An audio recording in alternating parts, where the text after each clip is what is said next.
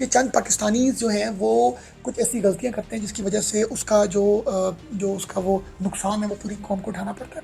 बात क्या है? बात है कि 8 कंट्रीज़ ने 19 नंबर ऑफ पाकिस्तानी नेशनल्स को डिपोर्ट किया है।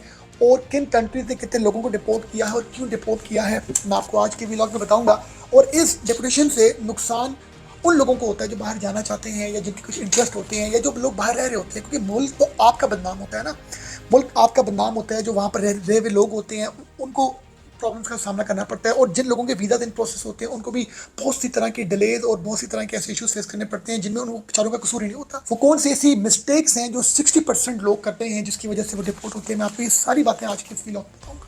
सबसे पहले आपको ये बताता हूँ कि 18 नंबर ऑफ पर्सन डिपोर्ट हुए अभी रिसेंट कुछ दिनों में, और 8 कंट्रीज ने उनको डिपोर्ट किया, जिसमें नंबर 1 में है सऊदीया। सऊदीया ने एग्जैक्ट 11 डिपोर्टेशंस की हैं, 11 लोगों को डिपोर्ट किया है जो लोग ब्लैक लिस्ट हैं अपनी किसी वीज़ा के हवाले से, ओवरस्टे के हवाले से, या उनके कुछ ऐसे एग्रीमेंट्स अपने एम्प्लॉयज़ के साथ प्रॉपर नहीं थे, वैलिड नहीं थे, एक्सपायर हो चुके थे, जिसकी वजह से वो 11 लोगों को उन्होंने डिपोर्ट कर दिया। इसी तरह यूएई ने एक शख्स को डिपोर्ट किया है जिसके पास वहाँ का जो वीज़ा था वो वैलिड नहीं था, एक्सपायर हो चुका था वहाँ उसका वीज़ा, जिसकी वजह से उसको डिपोर्ट कर दिया। इसी तरह साउथ अफ्रीका से 2 लोगों को डिपोर्ट किया गया है जिनके बैकग्राउंड्स को चेक करने के बाद ये पता लगा कि इनके पास जो है वो प्रॉपर डॉक्यूमेंट्स नहीं है, प्रॉपर उनकी प्रोफाइल नहीं है, जो वो काम कर रहे हैं उससे उनकी वो वीज़ा की जो क्रेडेंशियल्स हैं वो मैच नहीं करते, तो जिसकी वजह से 2 लोग साउथ अफ्रीका से डिपोर्ट हुए हैं। इसी तरह आपके ईरान से 3 लोग जो हैं वो डिपोर्ट हुए हैं। इमरजेंसी पासपोर्ट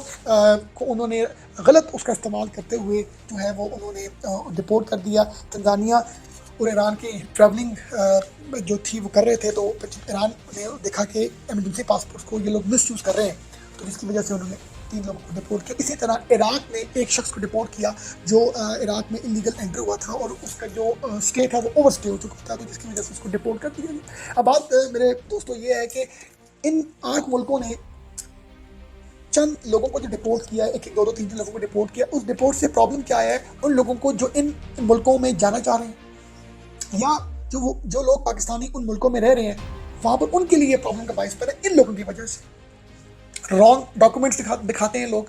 डिपोर्ट होने की मेन रीजन क्या होती है? रॉन्ग इंफॉर्मेशन वो बताते हैं, रॉन्ग और रॉन्ग इलीगल या आपके लिए फेक डॉक्यूमेंट्स जो हैं वो सबमिट करवाते हैं, और ओवरस्टे एक जो बड़ी कॉमन एक रीज़न है डिपोर्ट होने की कि लोग ओवरस्टे कर लेते हैं। तो ये कुछ रीजंस हैं जिसकी वजह से लोग डिपोर्ट होते हैं।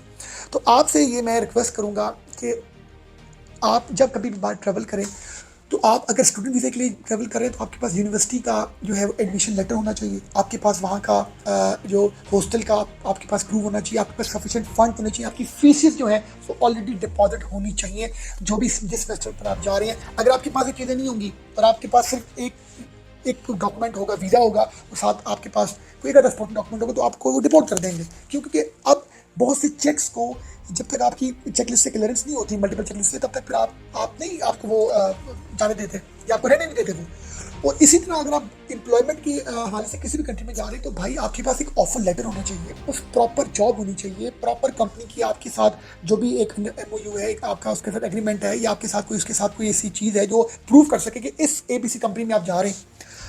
अब इसी तरह आप अगर विजिट के लिए जा रहे हैं तो आपकी बैंक अकाउंट में कुछ पैसे होने चाहिए, आपके पास कैश इन हैंड होना चाहिए। अब मेरे पास अगर कोई वैलिड वीज़ा है और मैं बाहर चला जाता हूँ बट मेरे पास कैश नहीं है तो भी मुझे वो डिपोर्ट कर सकते हैं। तो आप लोग प्लीज़ जब कभी भी ट्रैवलिंग करें, जिस पर्पज़ के लिए आप ट्रैवल कर रहे हैं उस पर्पज़ के आपके पास प्रॉपर डॉक्यूमेंट्स होने चाहिए, और आपके पास वो डॉक्यूमेंट्स जेन्युइन होने चाहिए।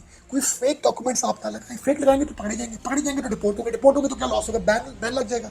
सबसे पहले क्रिमिनल प्रोसीडिंग होगी आप पर इस मुल्क में, फिर उसके बाद जब आप ये सारा जो लॉस है ये आपको खुद बियर करना पड़ेगा, एप्लीकेंट को बियर करना पड़ेगा जब एक शख्स डिपोर्ट होगा, और दूसरे कंट्रीज भी आपको वीज़ा नहीं देंगे। आपके लिए किसी दूसरे मुल्क में जाना एक इतना इम्पॉसिबल हो जाएगा सिर्फ उस एक छोटी सी गलती की वजह से, जो गलती आप लोग जानबूझ के करते हैं, जिस गलती से आपको भी नुकसान होता है, आपके मुल्क के इमेज को नुकसान होता है, इस मुल्क में रहने वाले लोगों के लिए नुकसान होता है जो उस मुल्क जाना चाहते हैं, और जो बेचारे उधर पाकिस्तानी रह रहे हैं उनको भी नुकसान होता है। तो खुदारा जब भी कभी ट्रैवलिंग करें तो यार अपने डॉक्यूमेंट्स चेक करके प्रॉपर उनको SOPs चेकलिस्ट पूरी करके हर चीज़ को जेन्युइन और ऑथेंटिक से आप उसको वेरीफाइड तरीके से आप करें, ताकि सही तरीके से आप जाएं और सही तरीके से आप वहाँ रहें, शॉर्टकट्स के चक्कर में ना पड़ें।